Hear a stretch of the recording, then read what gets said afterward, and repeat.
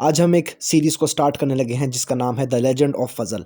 हम देखेंगे इस सीरीज़ में कि कैसे एक केमिकल इंसिडेंट ने एक एवरेज से यूनिवर्सिटी स्टूडेंट की लाइफ को मुकम्मल तौर पे बदल दिया और उसको कैसे अपने ड्रीम्स को सेक्रीफाइस करके एक नया रास्ता चुनना पड़ा। तो इस कहानी को शुरू करते हैं। Chapter number 1, a vision. एक ऐसी दुनिया जिसके अंदर मिसाइल्स लॉन्च हो रहे हैं, न्यूक्लियर अटैक्स हो रहे हैं, आसमान से गोले ऐसे गिर रहे हैं जैसे कि मीटियोर या एस्टेरॉयड की बारिश हो रही है। हर तरफ खून खराबा है, पॉवर्टी है और कोई भी अमन व अमान नहीं है और लोग आपस में एक दूसरे के खून के प्यासे हैं और बहुत ही ज़्यादा लड़ाई झगड़ा हो रहा है। ऐसे में दो लोग आपस में लड़ रहे होते हैं, एक का नाम डॉक्टर फजल है और एक का नाम डॉक्टर आमिर है। डॉक्टर फजल डॉक्टर आमिर से कहता है कि देखो फेट कैसे चीज़ों को बदल देती है। मैंने कभी अपने ख्वाबों में भी नहीं सोचा था कि मैं एनिमी लीडर से फ़ेस टू फेस मिलूंगा और ये कि वो मेरा पुराना स्कूल का दोस्त आमिर अजीज़ होगा। आमिर फिर जवाब देता है कि मैं भी हैरान हूँ, 20 साल के बाद भी, जब तुम्हें साइंटिस्ट बने हुए 20 साल हो गए, अभी भी तुम्हें याद है फजल दीन। और फिर आमिर फजल से कहता है कि तुम्हारी वजह से मैं इतना आगे आया हूँ, तुम जैसे मुझे सरपास करते गए तो तुम्हारे लिए मेरी नफ़रत बढ़ती गई, बिल्कुल एक इरप्टिंग वोल्केनो की तरह। अगर तुम्हारी लालच और डिज़ायर्स ना होती तो ये ज़माना कभी ना आता और मैं इतने powerful weapons of mass destruction कभी भी ना बनाता। और ऐसे में हमें एक शिप को दिखाया जाता है, यानी कि नेवी का शिप, जो कि मिसाइल्स के साथ साथ भी अटैक कर रहा होता है। आसपास और धमाके शुरू हो जाते हैं और फजल आमिर से कहता है लेकिन ऐसा क्यों, तुम तो हमेशा हमारी क्लास में नंबर 1 थे और अपने न्यूक्लियर फिजिक्स के करियर में भी नंबर 1 थे। मेरी तरह का एक लो स्केल का साइंटिस्ट तुम्हें कैसे सरपास कर सकता है। जो हमने वादा किया था, हमने तो ये वादा किया था कि हम अपने टीचर को एक पॉजिटिव वे में सरपास करेंगे। अब तुम सिर्फ खून खराबा कर रहे हो और फ्लेम्स और ज़्यादा मासूम लोगों की जानें ले रहे हैं। फिर आमिर फजल को कहता है कि अपने आप से झूठ बोलना बंद करो, तुमने मेरा ऑनर छीन लिया और तुमने मेरा फेम भी छीन लिया और तुम मेरे रास्ते में आ गए। तुमने मेरे प्रोग्राम्स पे बैन लगा दिया जो कि थे achieving perfection in science and life. ऐसे में एक हेलीकॉप्टर एक छोटी सी बस्ती पर से गुजरता है और उस बस्ती के ऊपर कुछ अटैक्स होते हैं और हमें पता चलता है कि ये लोअर लेवल एटॉमिक बॉम्ब है जिनके अंदर हिरोशिमा और नागासाकी के बॉम्ब्स के मुकाबले में दुगनी डिस्ट्रक्शन की पावर है और 8 किलोमीटर रेडियस का लैंड सारे का सारा आउट ऑफ एग्जिस्टेंस हो जाता है, यानी इतनी ज़्यादा तबाही हो रही है। फजल फिर आमिर को जवाब देता है कि मेरी डिज़ायर सिर्फ पीस और अमन व अमान की थी। मैंने तुम्हारे प्रोग्राम पर बैन लगाया लेकिन वो सिर्फ लोगों की सेफ्टी के लिए। ऐसा लगा होगा कि तुम्हारी पॉपुलैरिटी कम हो गई लेकिन तुम पहले ही हमेशा बुरे कामों के लिए मशहूर थे। और फिर फजल आमिर को ये मजीद कहता है कि मैं एक ऐसे बंदे से क्यों कुछ चुराऊंगा, हालांकि वो बंदा मर चुका है। तुम मेरी आंखों में मर गए हो। There is no way you're the Aamir I know, you're just a selfish man, जिसको इस बात की कोई परवाह नहीं कि इस दुनिया को क्या होता है। फिर आमिर फजल को जवाब देते हुए कहता है कि हमारा फजल सोचता है कि वो हीरो है जो कि मुझे मार डालेगा और दुनिया के सेवियर का टाइटल हासिल कर लेगा, हालांकि दुनिया एक हेल बन गई हुई है, तुम मेरे हाथों मारे जाओगे।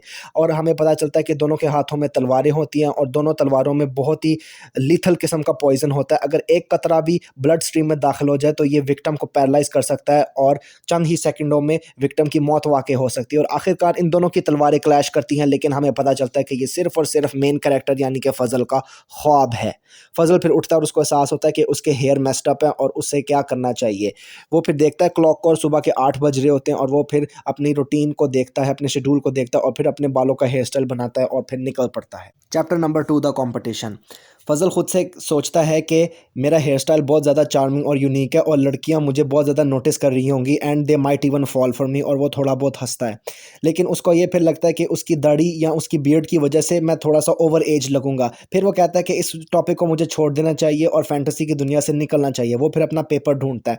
फिर वो प्रे करते हुए ऐसा लगता है कि जैसे वो प्रे कर रहा है और वो कहता है कि मॉम डैड अंकल आंट मैं जाने लगा हूँ, please God everything be all right. Fazal चाबियां पकड़ता है, अपने घर का दरवाज़ा लॉक करता है और अपनी मोटर बाइक को स्टार्ट करता है। हमें फ़जल का थोड़ा सा बैकग्राउंड मालूम होता है कि फ़जल एक ऑर्फन टीनेजर है और वो कॉलेज में स्टडी कर रहा है। उसके वालिदैन की डेथ हो गई थी जब वो 5 ईयर्स का था। उसके मामू और ममानी उसको माहाना पैसे भेजते हैं जिसकी वजह से उसका गुजर बसर होता है। और आज उसका एक कंपटीशन है और उसका कंपटीशन एक स्पीच कंपटीशन का है जो कि है annual speech ban on nukes and biochemicals. और फजल फिर पोडियम पे जाता है और फजल अपने आप से ये सोचता है कि मैं अभी न्यूक्लियर एक्सप्लोजन्स के बारे में ड्रीम देख रहा था और अभी मुझे उसके बारे में स्पीच भी देनी है जो कि वाकई में मैंने ये करना है, और देखो कैसा ये ट्विस्ट है मेरी लाइफ में। फिर फजल अपनी स्पीच बहुत अच्छे तरीके से देता है और फिर एंड पे वो कंक्लूजन करता है कि हमें इस बात पे एग्री करना चाहिए कि हमें न्यूक्लियर वेपन्स और बायोकेमिकल हैजर्ड्स का वॉर में भी इस्तेमाल नहीं करना चाहिए। और वो सारे लोगों का थैंक यू कहता है और फिर लोग उसके लिए क्लैपिंग करते हैं।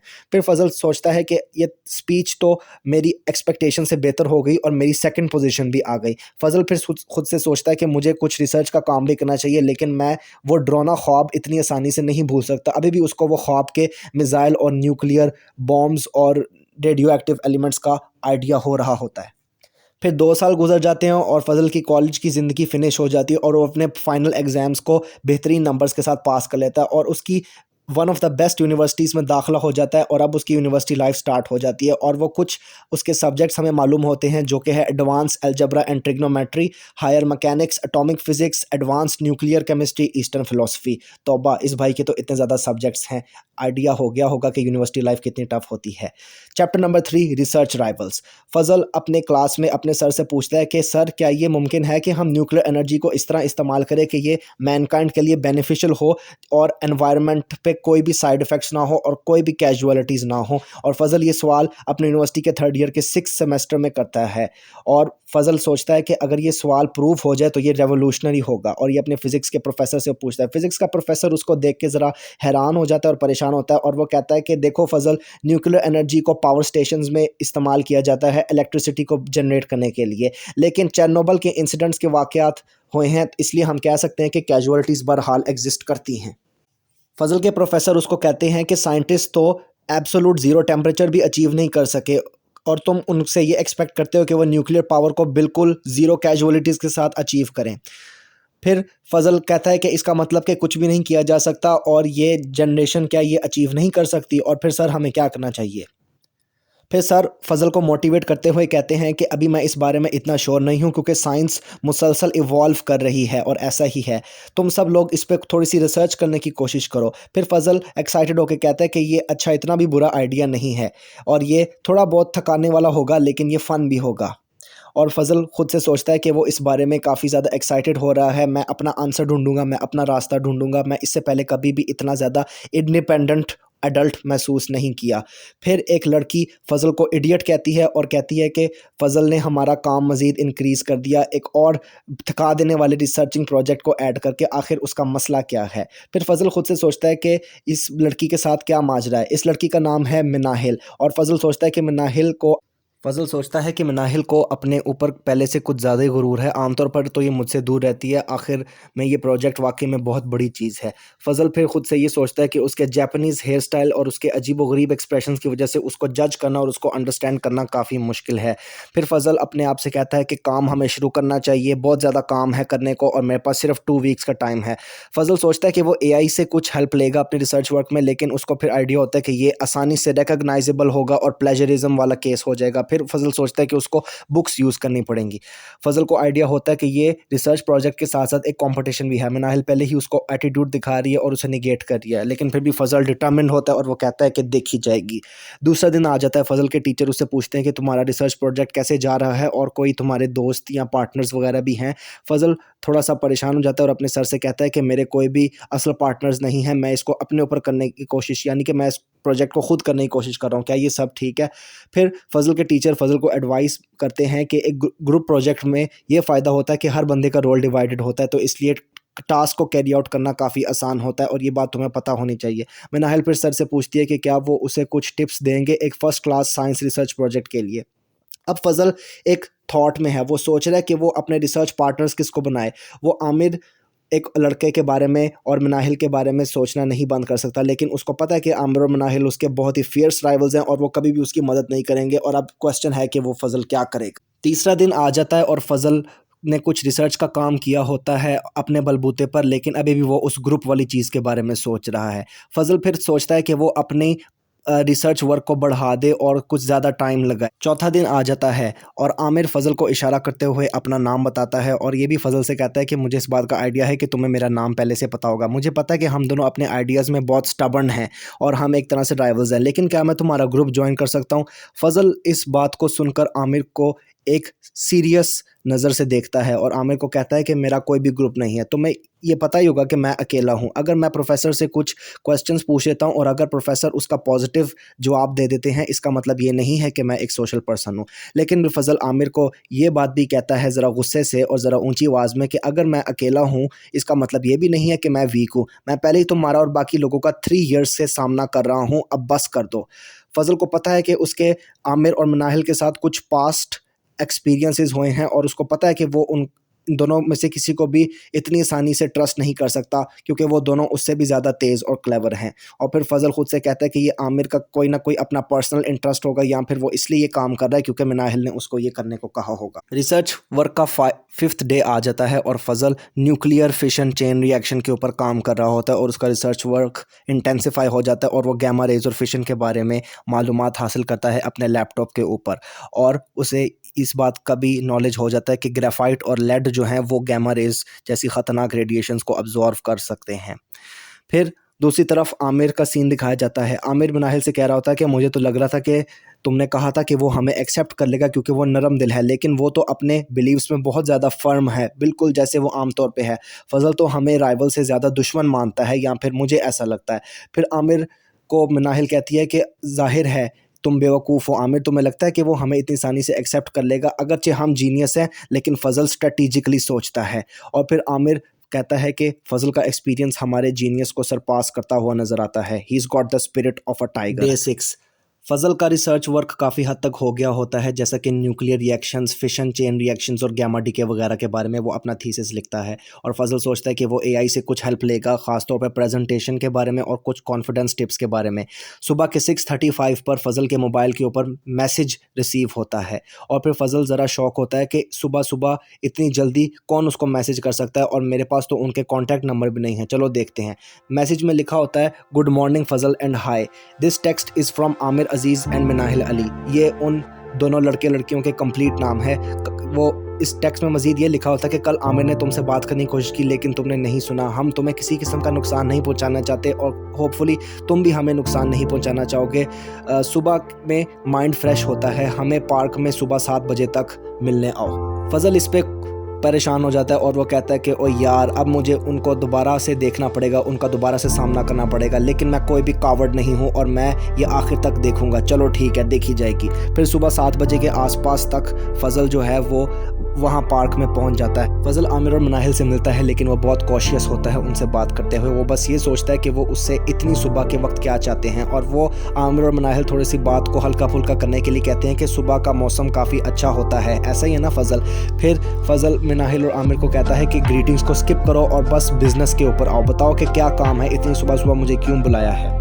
मिनाहिल फ़ज़ल से बात करने की कोशिश करती है, लेकिन फ़ज़ल उसकी बात को काट देता है और आमिर फिर मिनाहिल को डिफेंड करते हुए कहता है कि वो सिर्फ अपने मैनर्स को दिखा रही है तुम्हें ग्रीट करके, और मैं भी ऐसा ही कर रहा हूँ। Knowing you are up before sunrise, यानी कि तुम सूरज निकलने से पहले ही जाग गए हुए थे। फिर फ़ज़ल कहता है कि मैं हैरान नहीं हूँ, मुझे पहले से पता है कि तुम दोनों को मेरे बारे में कुछ ज़्यादा ही मालूमात हासिल है। मैं सुबह प्रेयर और रिसर्च के लिए उठा हुआ था और तुम्हें ये इस बात का भी आइडिया होगा। और फिर वो दोनों कहते हैं कि हाँ ये सच है, हमने तुम्हें इसलिए बुलाया है क्योंकि हम तुम्हें ज्वाइन करना चाहते हैं। फ़ज़ल फिर हैरानी के आलम में पूछता है कि क्या वाकई में मैंने कभी भी तुम लोगों के साथ अच्छा टाइम नहीं गुजारा, और तुम लोग मुझे राइवल से भी कुछ ज़्यादा ही नज़र आते हो और तुम दोनों इंसेन हो। फ़ज़ल उन दोनों से कहता है कि तुम्हारी वजह से मुझे इतनी ज़्यादा नफ़रत का सामना करना पड़ा और तुम लोग मुझे बहुत ज़्यादा तंग करते हो, और तुम्हें क्या लगता है कि मैं इस सारे कुछ के बाद तुम्हें इतनी आसानी से एक्सेप्ट कर लूँगा? ऐसा नहीं होगा। फ़ज़ल अपने पास्ट मोमेंट्स को याद करता है जो कि उसने आमिर और मिनाहिल के साथ गुजारे, और उसको वो सारे टाइम याद आते हैं जब लोगों ने उसको टर्न डाउन कर दिया और उसको सफ़र करना पड़ा इन दोनों की वजह से, ख़ास तौर पे अपने स्कूल के एरा में। फ़ज़ल हमें फ्लैशबैक्स में नज़र आता है कि फ़ज़ल रो रहा होता है कि मेरे माँ बाप नहीं हैं, मेरे कोई दोस्त भी नहीं है, मैं ही क्यों सफ़र कर रहा हूँ, क्यों मैं फ़ज़ल मैं क्यों सफ़र कर रहा हूँ। फिर कुछ बच्चे कहते हैं कि फ़ज़ल एक लोनर है, यानी अकेला बंदा है और अपनी बाकी की बुरी ज़िंदगी में भी वो अकेला ही रहेगा। और आमिर और मिनाहिल उसको टॉन्ट करते हुए कहते हैं कि you and me are the best, who is this weirdo. और बाकी बच्चों के भी वो कान भरते हैं और वो कहते हैं कि फ़ज़ल का इसलिए भी कोई दोस्त नहीं है क्योंकि वो एक बुरा इंसान है और उससे दूर रहो अपनी सेफ्टी के लिए। फिर फ्लैशबैक्स फिनिश होते हैं और प्रेजेंट डे में फ़ज़ल जो है वो गुस्सा हो जाता है क्योंकि वो इस सारी मेमोरीज़ को याद कर रहा है। फ़ज़ल के गुस्से वाले चेहरे को देखकर आमिर और मिनाहिल दोनों कुछ हद तक हॉरिफाइड हो जाते हैं और वो ज़रा पीछे हटने की कोशिश करते हैं और उन्हें लगता है कि फ़ज़ल उनको नुकसान पहुंचाएगा और अपना बदला लेगा। और फिर मिनाहिल सोचती है कि कभी भी उसने फ़ज़ल को इससे पहले इतना ज़्यादा गुस्से में नहीं देखा। वो डिटर्मिन्ड और स्ट्रॉन्ग था, लेकिन कभी भी उसका इनर रेज इस तरह बॉयल नहीं हुआ होगा। फिर फ़ज़ल आमिर के ऊपर अटैक करता है एक मुक्के से, लेकिन वो अपने मुक्के को रास्ते में ही रोक लेता और गहरी सांस लेता है। गुस्सा होना और अटैक करना कुछ भी माजी के बारे में इरेज नहीं करेगा, तो इसको बस मुझे जाने देना चाहिए और मुझे इनर पीस को तलाश करना चाहिए और मुझे अंधेरे में नहीं डूबना चाहिए। फिर फजल उनको आखिरी और पहली वार्निंग देता है कि ये आखिरी दफ़ा और पहली दफ़ा है कि मैं तुम दोनों को फॉरगिव कर रहा हूँ, लेकिन मुझसे दोबारा ये एक्सपेक्ट ना करना, और मुझे नहीं लगता कि तुम दोनों इतने बेवकूफ़ हो कि तुम इस तरह की गलती दोबारा करोगे। और फजल आखिरकार उन दोनों को ज्वाइन करने के बारे में मान जाता है और अब ये तीनों एक सिंगल ग्रुप के मेंबर्स के तौर पर वॉक करते हैं और उनका प्लान होता है कि वो अपने प्रोजेक्ट के ऊपर इकट्ठा काम करेंगे। Big W for all of them. इस सारे कुछ के बाद आमिर नाहिल से कहता है कि तुम भी मेरी तरह ही शॉक्ड ही होगी, क्योंकि फजल ताकतवर है, वो स्ट्रॉन्ग है, लेकिन उसने हमें हिट करने से अपनी फिस्ट को रिस्ट्रेन कर लिया। आखिर उसने ऐसा क्यों किया? क्या इसका मतलब ये नहीं होगा कि वो कमज़ोर है? तो फिर आमिर की करेक्शन करते हुए नाहिल कहती है कि शायद आमिर तुमने उसका बाजू को सही तरह नहीं देखा, उसके बाजू के ऊपर ब्रूजेस और चोटें लगी हुई थी, जिसका मतलब ये था कि वो एक इंटेंस मार्शल आर्ट्स ट्रेनिंग करता है। उसका स्किन टेक्सचर भी दूसरों से ज़्यादा रफ़ है, अगर वो हमें नुकसान पहुंचाना चाहता तो वो बहुत हमें बुरी तरह इंजर्ड कर सकता। आमतौर पे एक ऐसा बंदा जिसके एक डार्क पास्ट हो वो एक विलन बन जाता है, लेकिन फजल ने सोचा कि वो ऐसा नहीं करेगा। फिर आमिर सोचता है कि चलो खैर, all is well that ends well, हमें एक ग्रुप चाहिए था और हमें आखिरकार एक ग्रुप मिल गया।